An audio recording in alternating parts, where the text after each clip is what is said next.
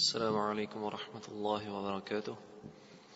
بسم الله الحمد لله والصلاة والسلام على رسول الله وعلى آله وصحبه ومن والاه وبعد. Алхамдулиллах, хвала Аллаху, по милости которого мы собрались, по милости которого Он ведет нас прямым путем и дает нам возможность изучать Его религию, дал нам возможность познать Его через Его имена и атрибуты, которых Он нам сообщил в своей священной книге, и также сообщил Его пророк Мухаммад, саллиллаху алейхи вассалям. Продолжаем с вами уроки, посвященные именам Аллаха. С вами мы прошли имена Аллаха. Аллах, первый. Ар-Раб, второе имя, Господь. Ар-Рахман, Ар-Рахим, имена, которые мы с вами прошли на прошлом уроке. И сказали, Ар-Рахман, Ар-Рахим, это имена, указывающие на качество милости у Аллаха, субхану ва тааля. И то, что Он оказывает эту милость своим творением. И то, что эта милость Его безгранична, и она проявляется во всем. Во всех тех благах, которые у нас есть, это милость Аллаха. Существование религии, то, что Аллах Тааля послал нам Коран, послал нам пророков и религию, это тоже милость Аллаха. И все это мы должны ценить, естественно. Ценить и быть благодарными Аллаху Тааля за те блага, которые Он нам послал. И сегодня разберем также два имени. Почему два? Потому что в Коране и в хадисах они приходят парно, приходят вместе. Это имена Аль-Хайю, Аль-Кайюм. В Коране эти имена встречаются в 3 аятах. Как в одном говорит Аллаху ла иляха илля хуа аль-Хайю аль-Кайюм. Какой аят это? Аятуль Курси. Аятуль Курси. Сура Бакара, 255 аят. И этот аят является величайшим аятом, как сказал об этом пророк, саллаллаху алейхи вассалям. Также в суре Аль-Имран, в начале этой суры, Алиф Лам Мим, Аллаху ла иляха илля хуа аль-Хайю аль-Кайюм. Тоже также приходит. Аллах, нет божества кроме Него, Он Аль-Хай и Он Аль-Кайюм. Говорит Аллах о себе. И также в суре Таха приходит وَعَنَتِ الْوُجُوهُ لِلْحَيِّ الْقَيُّومِ и направились лица к Аль-Хайю Аль-Кайюм. Говорит Аллах Субхану ва Тааля о себе. И эти имена, что же они означают? Аль-Хай, Аль-Хай переводится на русский язык как Аль-Хай – это от слова Аль-Хая с арабского языка. Это означает жизнь. Жизнь. И Аль-Хайю означает живой. Живой, если дословно перевести. И живой, что это? Это у нас противоположно мертвому, да, в языковом значении. Мы знаем, что такое живой. А что же это означает касательно Аллаха Субхану ва Тааля? Имя Аль-Хай. Во-первых, это означает, что Аллах Субхану ва Тааля по своей сущности Он живой. И Его жизнь совершенна. Как все остальные атрибуты Аллаха, они совершенны, качества совершенны, также Его жизнь, она совершенна. То есть в ней нет ни начала, в этой жизни нет ни конца. Как в суре Аль-Хадид Аллах Тааля говорит: «Хуаль аувалю валь ахиру». Он первый и последний. И пророк, саллаллаху алейхи вассалям, толкуя эти слова, он сказал: «Анталь аувалю лейса каблака шей, ва анталь ахиру лейса ба'дака шей». О Аллах, Ты первый, нет никого до Тебя. И Ты последний, и нет никого после Тебя. То есть жизнь Аллаха, она не имеет начала. Не имеет начала, она извечна. И она не имеет конца, она вечная. И эта жизнь и вечная, она не имеет таких недостатков, как отсутствие, усталость, сон, болезнь, нужда в питье, в пище. Этих недостатков Аллах Субхану ва Тааля также не имеет. Эти все качества, это являются недостатками. Человек, он живет, но он нуждается в пище. Если он не будет есть, он умрет. Человек живет, но он устает. Если он переутомится, не даст своему организму отдохнуть, он также навредит себе. То есть его жизнь, она несовершенна. А жизнь Аллаха Субхану ва Тааля, она совершенна. Вот что означает имя Аль-Хай, во-первых. А во-вторых, означает Аль-Хай, живой, тот, кто дает жизнь всем остальным существам. Всем живым существам Аллах Субхану ва Тааля дает жизнь. И все жизни остальных творений зависят от Аллаха Тааля. То есть, если, чтобы было понятнее, привести пример, нашей жизни можно сравнить с лампой. Лампочка, да? Лампочка сама по себе не горит, так ведь? Мы купили в магазине, она не светится сама по себе. Но если мы подведем питание, энергию, будет у нее источник питания, то лампа загорается. И наши жизни подобны этой лампе. Как пока Аллах Субхану ва Тааля желает, чтобы наша жизнь продолжалась, чтобы мы существовали в этом мире, наша жизнь продолжается. Но как только Аллах Субхану ва Тааля обрубит вот это, источник, да, перестанет желать, чтобы мы существовали, чтобы мы жили, к нам приходит смерть, аджаль. Наши жизни и жизни всех живых творений зависят от Аллаха Тааля. Никто не живет самостоятельной жизнью. Все зависимы от Аллаха Субхану ва Тааля.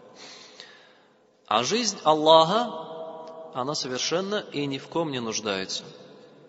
Жизнь Аллаха не нуждается ни в каком источнике питания, источнике энергии. Нет, Аллах Тааля совершенен и извечен.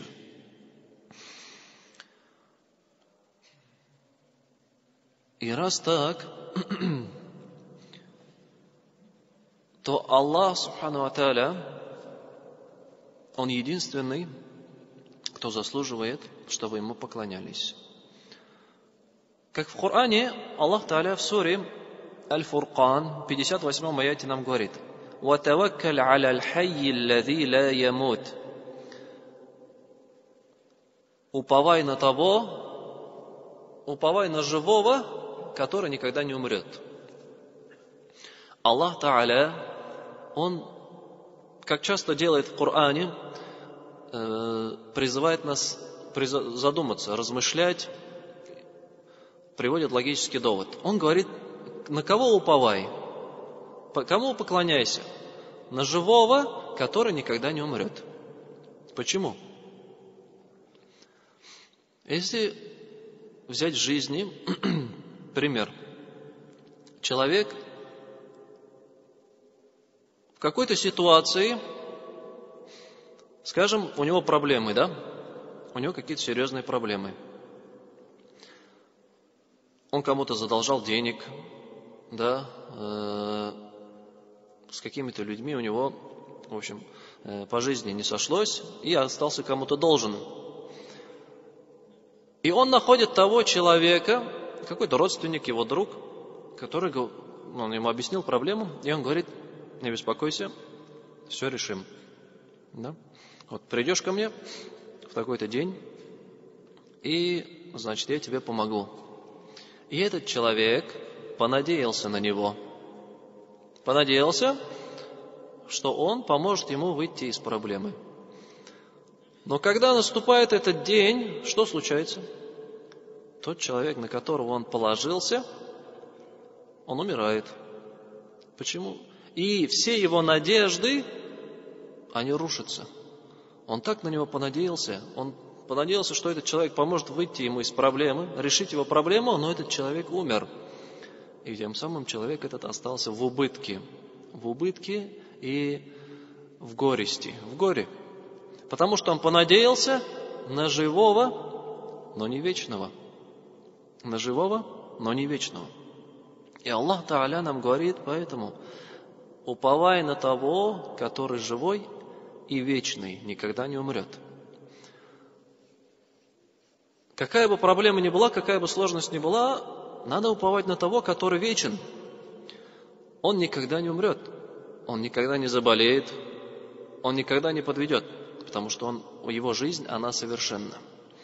Да, в этой жизни тоже человек, он может умереть, может приболеть, может тебя подвести, потому что у него какие-то другие проблемы появляются. Не говоря уже о тех вещах, да, которые уже мертвы. То есть было живым, но мертво. Но находятся такие люди, которые уповают на эти мертвые вещи, на мертвых людей. Когда-то жили святые на земле, да, он был свят на земле. Он умер, и есть такие люди, невообразимо, да? Как так можно? Он был жив, он сейчас мертв, он сам себе-то навредить или же причинить пользу не может. Принести пользу он не может, но люди приходят к его могиле, просят у него, уповают на него, да, просят у него защиты. Это и есть величайшая глупость, естественно. А есть еще такие, которые уповают на те вещи, которые вообще не были живыми. Вообще не были живыми. Камень, дерево, да, какие-то амулеты, статуэтки. Люди на это уповают. Что-то повесят на шею себе, да, или ребенку на одежду наколет какой-то глазик, или в машину себе повесит, и думает, что оно меня защищает, оно приносит мне пользу. Оно вообще даже не живое. Как оно может принести тебе пользу? То есть те, кто уповают на живых, но не вечных, и те, кто уповают на живых, а на мертвых, которые были живы, и те, которые уповают вообще не на живое что-то, они ошибаются, совершают великую ошибку. Неразумно это все. Аллах Та'аля нам в Коране говорит, приводит довод, обращаясь к разуму, которым Он нас наделил. На кого уповать надо? На того, который вечен.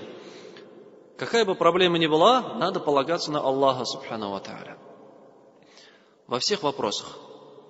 И если будем полагаться на Аллаха, то человек никогда не окажется в убытке или в горе. И это не так-то просто. Не так-то легко вот это чувство в себе воспитать, естественно. Вот. Человек привязан к своим близким, к своим родственникам, да. Какая-нибудь проблема, он сразу звонит кому-то, сразу на них ищет, на кого бы положиться из людей. Но забывает об Аллахе Субхану ва Та'аля. И из-за этого часто он терпит крах в своей жизни, можно сказать. В убытке, нервы из-за этого у него, нервы себе трепает, да? Но если на Аллаха Та'аля полагаться, то мы никогда не будем в убытке. И что же значит полагаться на Аллаха, да? Ат-таваккуль. Что это значит? Как мы полагаемся на Аллаха Та'аля?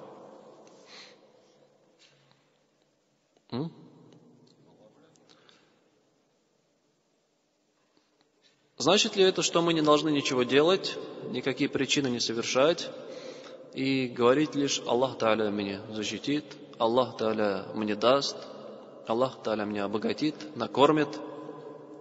Естественно, нет. Полагаться на Аллаха – это сердцем верить, быть уверенным в том, что результат всех действий зависит от Аллаха Та'аля.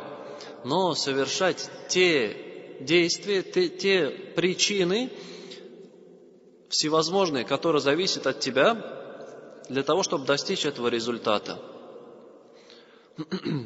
Например, когда заболел, мы не сидим, ничего не делая, не ждем, что Аллах Та'аля нас без совершения причин нас исцелит. Нет, мы совершаем эти причины. Во-первых, мы обращаемся к Аллаху Та'аля, мы делаем дуа, мы принимаем причины, пьем лекарства или идем к врачу.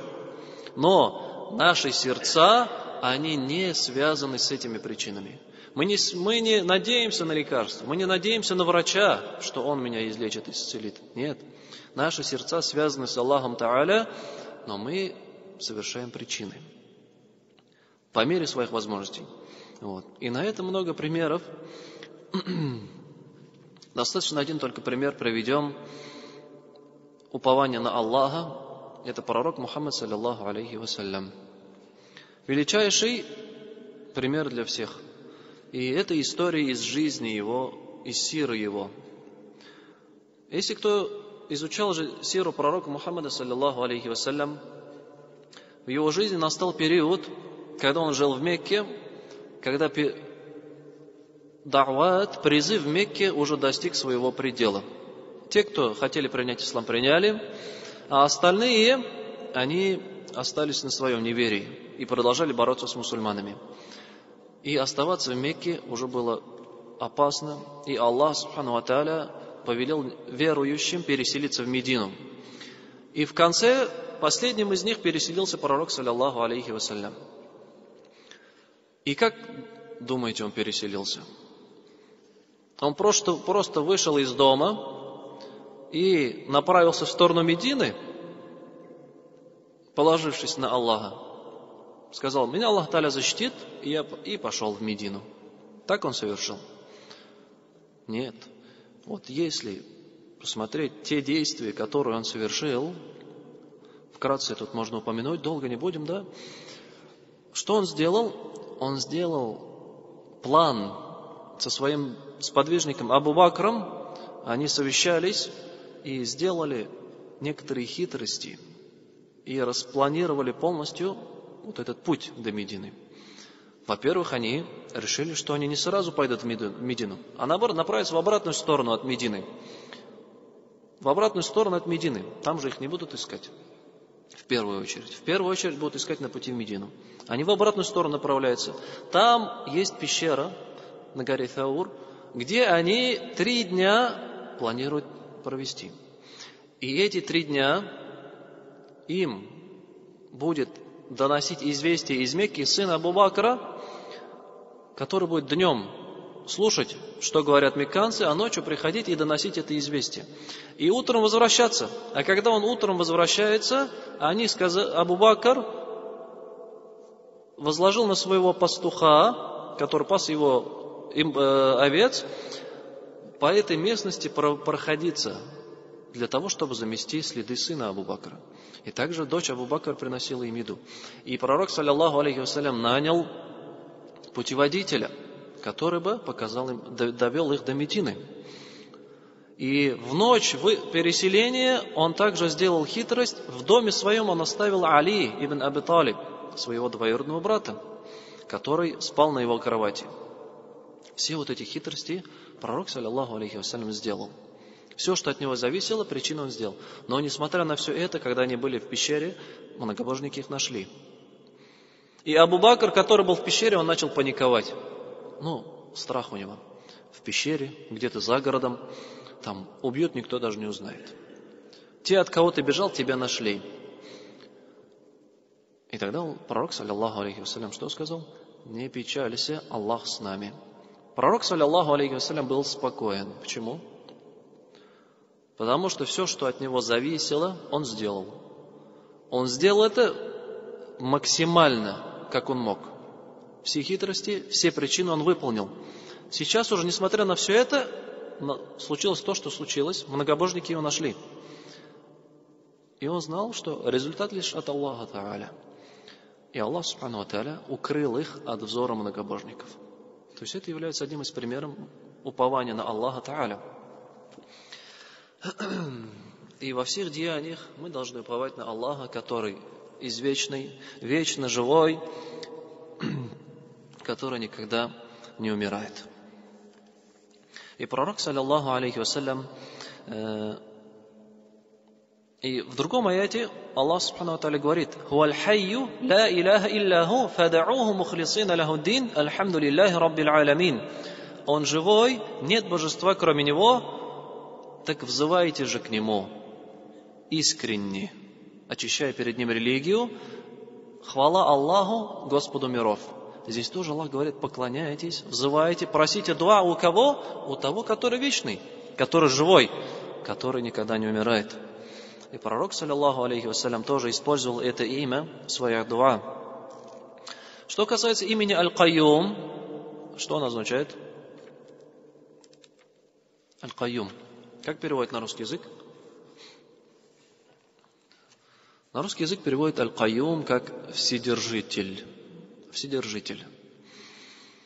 Кайюм, оно образуется от слова арабского кама, встал. Или акама, воздвиг, поднял.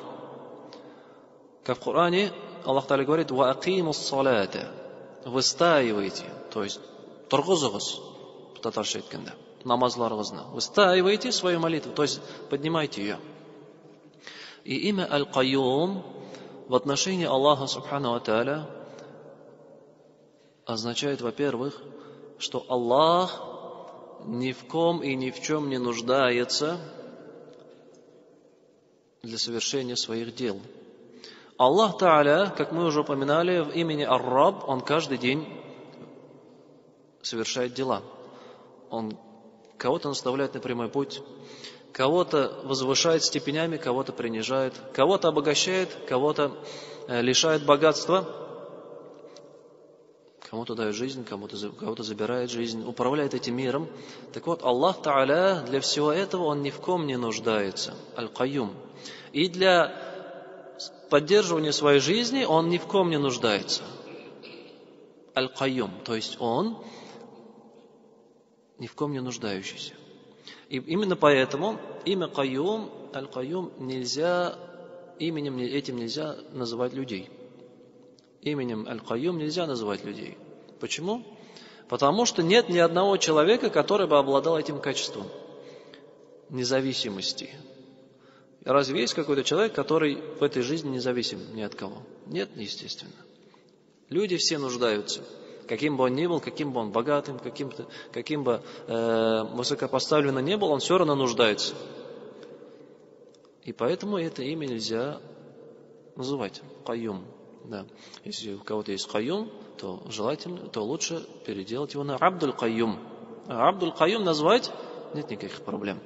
А Аль-Кайюм – это имя и качество, которое присуще одному лишь Аллаху Тааля. То есть Аллах, во-первых, ни в ком не нуждается, и значит, Аль-Кайюм также означает Он держит все остальные творения. Татарша айтканда тұрғыза. Бүтін әйберне тұрғыза өзінен башка.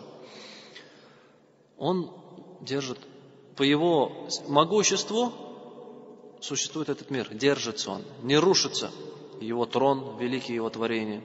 Небеса и земли, это все держится по могуществу Аллаха Субхану ва Тааля. Как в Коране, в суре Ар-Ра'д говорит, в суре Фатир говорит, «Инна Аллаха юмсику ас-самавати валь-арды ан тазуля». Аллах держит небеса и землю от того, чтобы они исчезли, разрушились.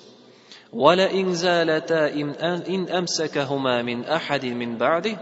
Если они исчезнут, разрушатся, сможет ли кто-нибудь, кроме Аллаха, из их воздвигнуть, говорит Аллах Тааля. «Иннаху кана халиман гафура». Он поистине халим, выдержанный, и гафур, прощающий. وَمِنْ آيَاتِهِ أَنْ تَقُومَ السَّمَاءُ وَالْأَرْضُ بِأَمْرِهِ. Из его чудес, из его аятов, что небеса и земли держатся по его повелению, говорит Аллах Тааля. То есть все в этом мире, что бы ни было, это держится по могуществу Аллаха Субхану ва Тааля. Он Аль-Кайюм, Он все это держит, чтобы оно функционировало, работало так, как Аллах Тааля приказал. Вот. И если Аллах Тааля пожелает это все разрушить, Он разрушит. Аллах Тааля, если бы оставил, то никто не сможет это обратно удержать. Это тоже, что касается имени Аль-Кайюм. И знание этого имени нам дает дополнительное знание об Аллахе Та'аля и толкает нас полагаться опять-таки лишь на Него одного. Почему? Потому что этот мир все держится по могуществу Аллаха Субхану ва Тааля. Ничто не происходит в этом мире без Его могущества. И мы должны уповать лишь на Него. Он управляет этим миром, и, значит, мы должны полагаться на Него одного. И в конце упомянем, что многие ученые сказали, что имена Аль-Хайю Аль-Кайюм являются величайшими именами Аллаха Та'аля. Если вспомните, в вступлении мы что говорили? О величайшем имени Аллаха Та'аля мы вкратце упомянули, да? Это что за имя? Какова особенность этого имени? Если кто-то этим именем у Аллаха попросит, то Аллах дарует ему это и ответит на его мольбу. Как пророк, саллаллаху алейхи вассалям, об этом сказал. И многие ученые говорят, что эти имена Аль-Хайю Аль-Кайюм. Аль-Хайю Аль-Кайюм.